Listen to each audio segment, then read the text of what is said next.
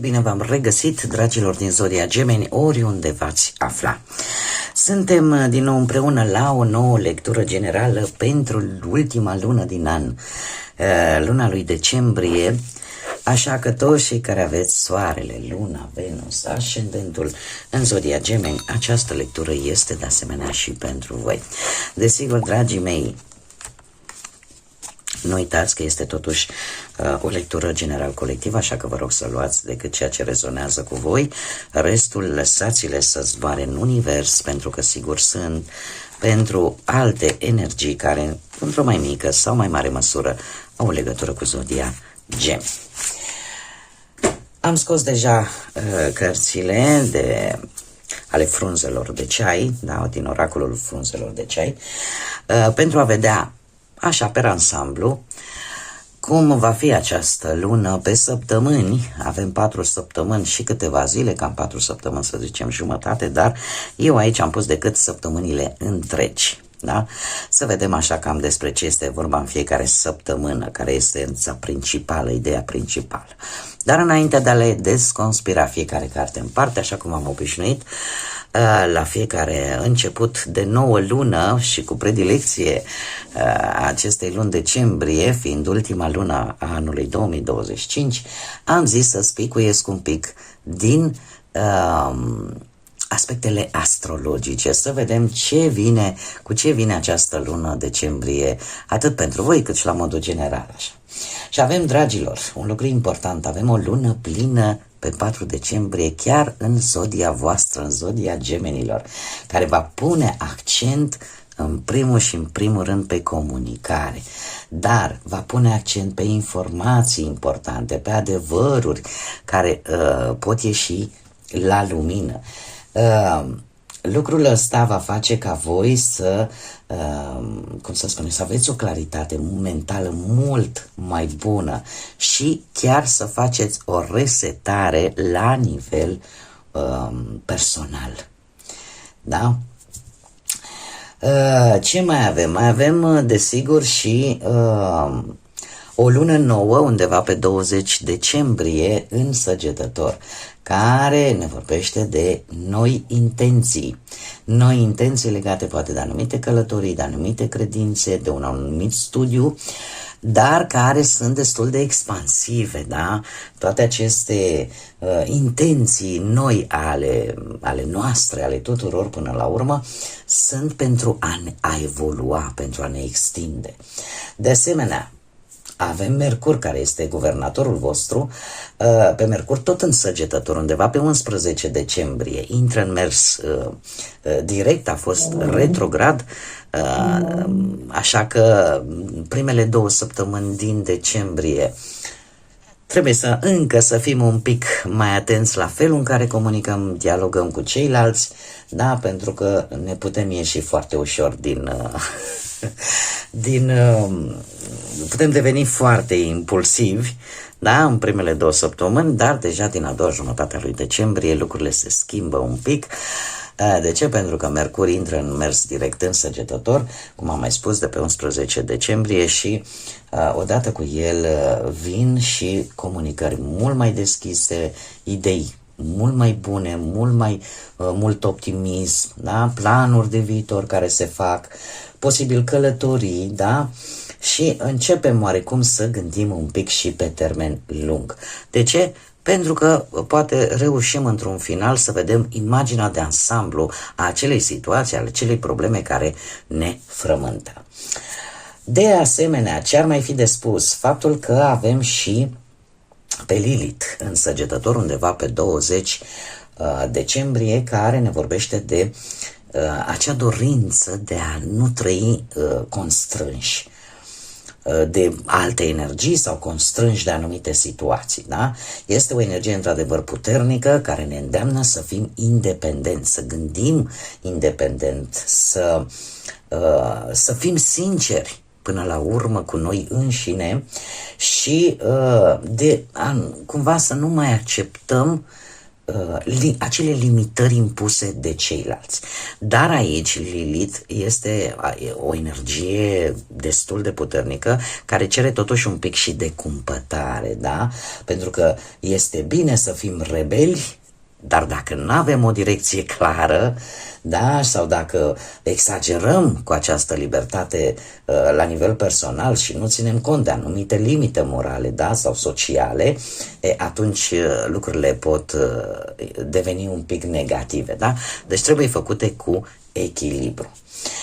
De asemenea, mai pot vorbi de un Chiron care va fi retrograd în Berbec această lună și care îmi spune că nu trebuie să mai fugim de durere sau de acele probleme emoționale care ne-au cauzat oarece suferință în această lună. E posibil să apară anumite sensibilități destul de accentuate vis-a-vis de situații, de persoane, să apară anumite nesiguranțe, anumite temeri vechi, dar acest aspect astral este o șansă tare bună ca toate aceste lecții din trecut să le integrăm în viața noastră și să le dăm un loc acolo în sufletul, în mintea noastră, să le dăm un sertăraș pe care să scriem lecțiile trecutului și ce putem învăța din ele. Acum revenind la voi, dragilor, voi, strict pe zodia Gemeni, toate aceste aspecte astrale și nu numai, eu am spicuit câteva dintre ele, sunt mult mai multe desigur, dar ce am crezut eu că este important de știut, pentru voi, dragilor, pe planul ăsta al banilor, al muncii, vine cu o reevaluare a planurilor atât la nivel profesional cât și financiar, dar de data aceasta pe termen lung. Veți avea parte poate de idei noi și veți calcula, ca să zic așa, lucrurile un pic mai expansiv. Adică dacă am bani luna asta, trebuie să am bani și luna viitoare, da? Adică vă veți extinde oarecum. Am revenit, cer scuze de întrerupere. Deci, cum vorbeam despre partea asta a profesiei, a bănuților, sunteți cumva, nu mai gândiți pe termen scurt și vă faceți tot felul de planuri noi, de idei noi, în așa fel încât poate jobul să fie mai pe termen lung sau poate bănuții nu-i mai canalizați decât pe o perioadă scurtă de timp și vreți să îi vedeți, ca să zic așa, într-o perspectivă pe termen lung. Dacă vorbim de partea asta sentimentală, sunteți mult mai deschiși în comunicare și eu aș spune că există conexiuni bazate foarte mult pe intelectualitate, ca să zic așa, conversații intelectuale, conversații și conexiuni în care veți fi foarte deschiși, în care lucrul ăsta va aduce o anumită armonie, atât în relațiile voastre, cât și în posibilitatea găsirii unei perechi. Deci va fi de o mare importanță felul în care voi veți dialoga în această lună decembrie. Dacă vorbim pe partea asta a sănătății, în care am zis, cel puțin din punct de vedere astrologic, să vă spun câte ceva, trebuie să fiți un pic mai atenți la oboseala mentală și la anumite anxietăți care vă cam dau târcoale, da? Așa că este recomandat în această lună, când simțiți așa că sunteți foarte obosiți, mai ales din punct de vedere mental, să faceți poate un pic de meditație, o respirație anume și să știți că funcționează treaba cu respirația, chiar dacă mulți o ia în râs. Eu, de exemplu, am avut o perioadă în care aveam atacuri de panică și un medic da? Nu oricine de pe stradă, un medic. Chiar mi-a recomandat, era o doctoriță foarte bună aici în Spania și mi-a recomandat lucrul ăsta. Când simți că începe atacul de panică, respiră. Și cum? Efectiv, tragi aer în piept, îl ții cât numeri până la 5. După care, în momentul în care îl dai afară aerul inspirat, îl expiri, îl dai cu o cadență foarte lentă. Și atunci, efectiv, simțeam că inima începe să bată într-un ritm normal. Făceam lucrul ăsta, cred că de vreo 3-4 ori. Și simțeam efectiv cum mă relaxez. Puteți să-l verificați. La mine a mers, cel puțin. Bun. Haideți să vedem ce ne spun și cărțile. Prima săptămână din decembrie avem căciula sau pălăria, da? Care ne spune că vei juca un rol diferit într-o anumită situație. Probabil că vei fi nevoit să joci, să ai un rol diferit față de cel pe care l-ai avut până acum. În a doua săptămână avem vulturul, care îmi vorbește de un triumf vis-a-vis de o problemă, vis-a-vis de un obstacol pe care considerai că nu ai cum să-l depășești. Cea de-a treia săptămână vine cu ceainicul, prieteni foarte profunzi sau o prietenie profundă cu cineva de același sex. Da? Dacă sunteți doamne cu cineva, o energie feminină, dacă sunteți domni, cu o energie masculină, dar se pare că se va închega o relație foarte de prietenie, cel puțin în prima fază, foarte profundă. Și e posibil să aibă legătură cu acest triumf, această reușită, cineva care chiar poate e posibil să vă ajute să depășiți aceste probleme. Și cum se putea mai bine de atât, avem Călimara, care ne vorbește de probleme care se vor rezolva până la sfârșitul acestui an implicit și acestei luni decembrie, da? Deci problemele se vor rezolva. Totul vine de la această schimbare. Așa că nu e rău deloc. Haideți să vedem acum care este energia generală, da, a dragilor mei din Gemeni. Opa!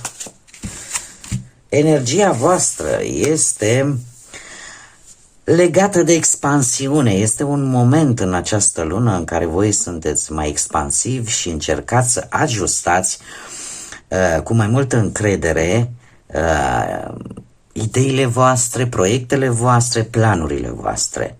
Și o faceți cu, cum să spun eu, mai multă încredere în voi înși. Iar asta vă ajută, pentru că veți fi pregătiți pentru ce are de oferit 2026. Și trecem la tarot, să vedem ce ne spune tarotul. Ce vine pentru dragii mei din Gemeni în luna lui decembrie, atât pe plan profesional, financiar sau sentimental. Să vedem.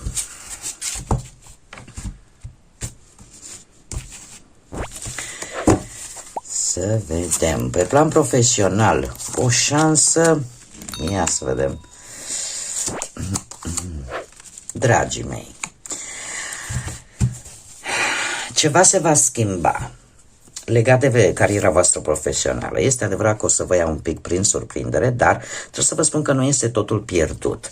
Că pot apărea, știi cum e, posibil să zici, domne, mi-a trecut glonțul pe la ureche, s-au făcut nu știu ce, s-a dat afară oameni și cumva teama că și eu voi fi în acea categorie, dar din câte văd eu aici, pe voi într-un fel sau altul, e adevărat, o să vă afecteze, o să vă dea ceva emoții, dar nu vă va afecta în mod direct, ca să zic așa, sau nu total. Da? Mai ales că avem și magicianul, care îmi spune că voi aveți capacitatea asta de comunicare, acest talent de a rezolva, de a, cum să spun eu, de a avea inițiativă, de a vă ocupa de acele proiecte, de acele situații care pentru voi sunt importante. Așa că, chiar dacă vin niște schimbări bruște în viața voastră profesională, e adevărat, e posibil să vă afecteze cu ceva, dar nu în totalitate, cu acest 5 de cupe. Da? E ca și cum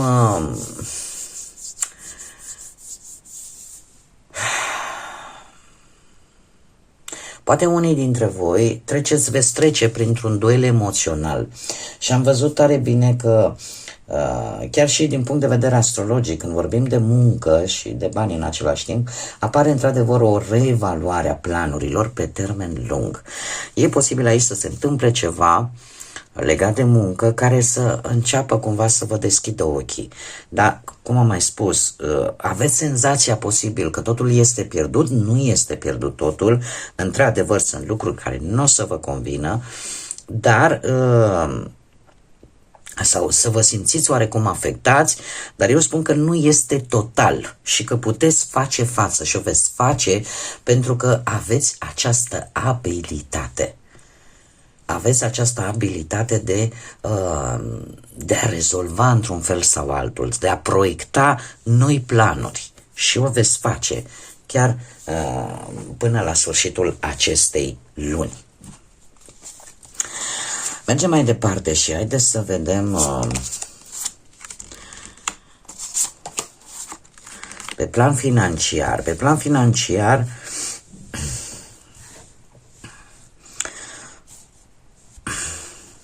dragii mei, într-adevăr, e posibil, nu știu, ori să cheltuiți foarte mulți bănuți în ceea ce privește familia. Lucrul ăsta să vă cam ducă un pic nu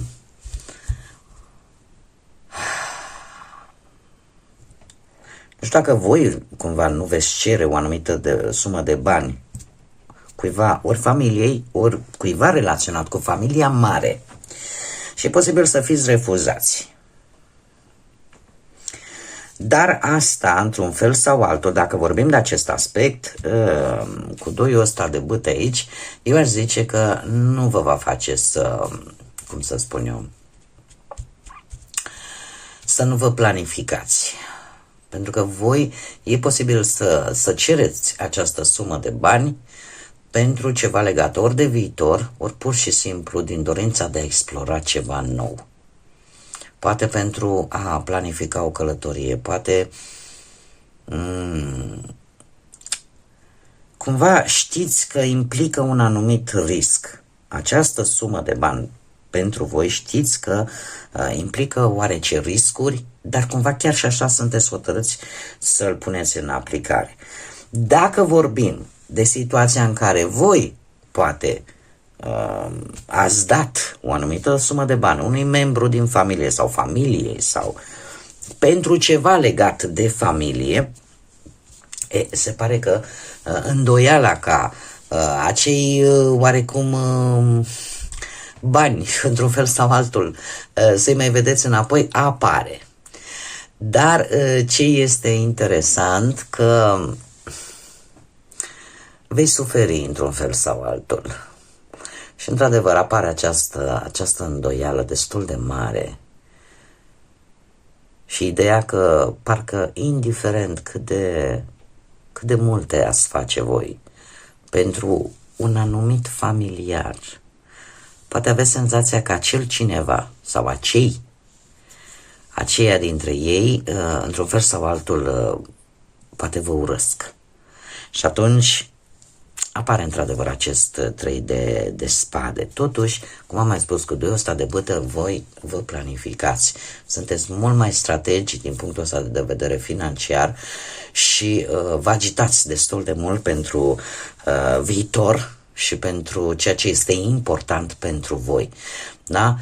E adevărat cu un pic de îndoială, așa cum am mai spus, între siguranța materială, dar și aventură, ceea ce vreți voi să explorați, ceea ce vreți voi să vă asumați până la urmă dar să ieșiți poate dintr-o situație care în tot cazul are legătură cu cineva, un eveniment în familie, cineva din familie.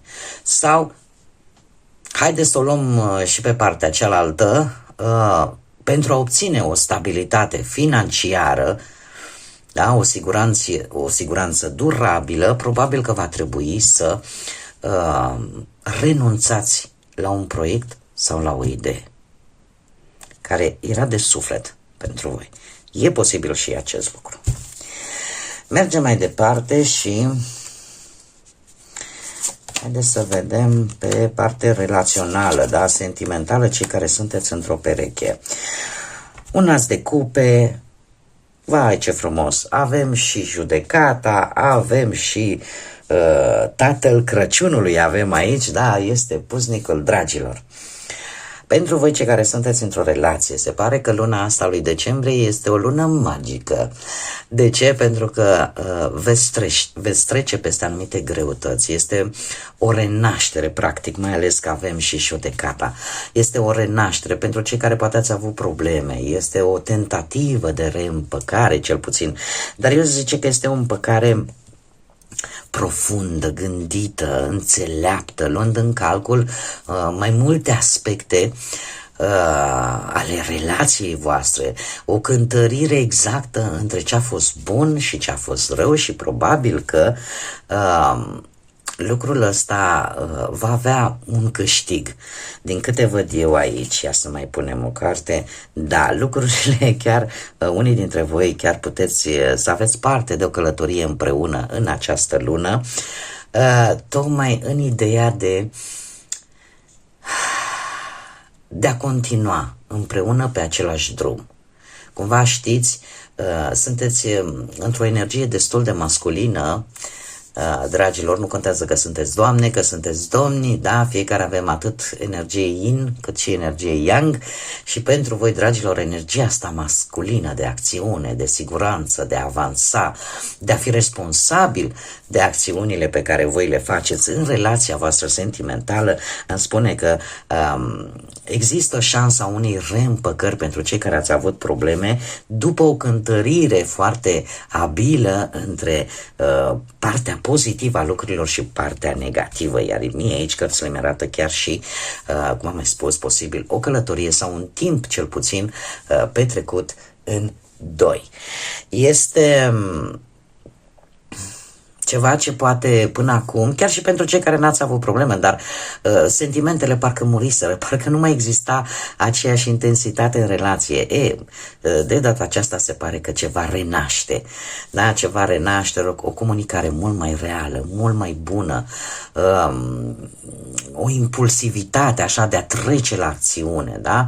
Și eu aș spune că există această posibilitate de a te ierta pe tine, de a ierta pe alții, de a scăpa de anumite prejudecăți sau de anumite vine, da? O vină pe care poate până acum nu ați reușit să o închideți, cert este că apare o vindecare poate a voastră sau a altcuiva sau tot ceea ce ține de relația voastră. Așa că nu e rău deloc. Haideți să mergem mai departe și să vedem pentru cei singurei. Voi cei singurei, se pare că da, foarte interesant, avem pentru cei care sunteți într-o relație avem zodia Rac, avem zodia Fecioară, sau dacă vă spune ceva. Iar cei care sunt singurei avem zodii de Foc, Berbec, Leu, Săgetător, dacă rezonează cu careva dintre voi. Ei, dragilor, voi, cei singurei în viața asta sentimentală, aș spune că sunteți foarte aventurieri și foarte pasionali și foarte doritori așa de noi orizonturi, de noi schimbări. Sunteți într-adevăr, aveți o impulsivitate cu predilecție, cei care aveți poate și un ascendent într-o zodie de Foc, Berbec, Leu, Săgetător. Dar trebuie să vă zic că nu știu eu cât de stabil veți fi în relații, cel puțin nu în această lună, da? Veți fi destul de volatili, așa, Și chiar dacă trăiți cu intensitate, chiar dacă trăiți cu entuziasm, cumva vă valorați destul de mult libertatea și se va simți o ușoară incomoditate când este vorba să vă legați, ca să zicem așa, de o relație pe termen lung. Da? Să zicem că nu vă veți lega foarte ușor de o relație pe termen lung în această lună. De asemenea, și optul de săbii totuși vine și spune că ar trebui să, cum să zic eu, mă scuzați, nu optul de săbii, optul de bâte, care îmi vorbește de rapiditatea cu care se vor desfășura lucrurile în această lună pentru voi, din punct de vedere sentimental. Sunteți foarte energici, sunteți așa într-o permanentă mișcare și e posibil ca voi să organizați un eveniment cu foarte mult entuziasm, cu foarte multă imaginație și în felul acesta să obțineți ceva. Da? Să vă organizați foarte rapid în această lună, să obțineți ce? Un 8 de monede. Este foarte interesant faptul că se repetă cifra 8 pe care o voi comenta imediat, dar referitor la această carte, acestui 8 de monede, veți fi dornic să vă perfecționați arta seducției, veți fi foarte meticuloși în această lună decembrie și chiar dedicați, aș spune, ca lucrurile să fie cât mai perfecte, cât mai pozitive, da? Vă veți da silința, ca să zic așa, pentru a avea parte de aceste aventuri, acest nou pe care voi îl așteptați în viața voastră. Acum, întorcându-mă la cifra 8, de asemenea, ne vorbește de o energie masculină yang, da? Este guvernată către Saturn și reprezintă acel arhetip al guvernantului și al puterii, da? Este vorba de un punct intermediu, aș spune, între partea spirituală și partea terenală, da? Este, cel puțin pentru cei care sunteți singurei, veți avea tendința asta tocmai de aceea de a face totul cât mai perfect, da? De ce? Pentru că e tendința asta de insatisfacție, de căutare permanentă, de o ambiție foarte mare, da? De acea idee că totul depinde de voi și că vreți să reușiți. Da? Vreți să reușiți. Trebuie să vă spun că, într-adevăr, o schimbare destul de importantă va avea loc în viața voastră sentimentală pentru cei care sunteți singuri. Și probabil că la un moment dat, posibil, să fiți puși în situația în care, nu știu eu, cât de, așa cum am mai spus, cât de tare o să vreți să vă asumați o legătură pe termen lung. Să vi se ceară un compromis. Acum, haideți să vedem și ce inițiale de nume, prenume, pseudonim sau porecle de persoane importante care vin în viața voastră de-a lungul lui decembrie. Și avem litera B, de 2 ori se repetă litera P, litera R, avem litera X, litera V, litera O și litera S. Ca și zodii, în afară de cele pe care tocmai le-am enunțat, avem destul de multe zodii de foc, dragilor. Asta s-a văzut și în lectură, Berbec, Leu, Săgetător, chiar foarte multe. Zodii de apă, Rac, Pești, Scorpion și cam atât, dragilor. Deci predomină aceste zodii. Haideți să vedem acum și un mesaj important pentru dragii mei din Gemeni. În luna decembrie, un mesaj important pentru dragii mei din Gemeni, în luna decembrie. Opa! Și ce să vezi? Avem pasărea Phoenix, avem numărul 25 sau numărul 7, care ar putea să vă zică ceva. Poate să fie 7 decembrie, 25 decembrie, chiar Crăciunul, da? Dar în care ți se trimite următorul mesaj: fii pregătit, pregătită să renaști după o perioadă de criză. Și tocmai faptul că avem cifra 7, asta îmi spune, este o energie feminină yin și îmi vorbește de percepție și intuiție super dezvoltată, de acea mare abilitate de a percepe ceea ce nu se vede. Da? Putem vorbi de o analiză foarte profundă, de religie, de meditație, de metafizică chiar, și veți fi capabil să găsiți ceea ce alții nu pot. Deci, fii pregătit să renaști după o perioadă de criză. Bun, dragii mei, cam atât am avut pentru voi, pentru această lună decembrie, cel puțin așa. La modul general vom vedea ce va veni pe parcurs la lecturile săptămânale, dar până atunci eu vă mulțumesc pentru prezență, vă mulțumesc tuturor pentru like-uri, comentarii, distribuiri, a faptului că vă abonați și că sunteți aici lângă mine ca de fiecare dată. Până data viitoare, când ne vom reîntâlni la o nouă lectură, invit pe toți cei care încă nu v-ați abonat, dacă ați rezonat, dacă v-a plăcut și dacă mai doriți să vedeți astfel de lecturi și acest mod de interpretare, nu ezitați, abonați-vă, eu vă aștept cu mare drag, este gratuit, vă aștept cu mare drag și cu mare interes pe toți. Dar până la o nouă lectură, eu vă doresc un decembrie de poveste, un decembrie magic, cu multă energie pozitivă și cu multe lucruri bune. Până data viitoare, numai bine și să fiți iubiți, dragilor!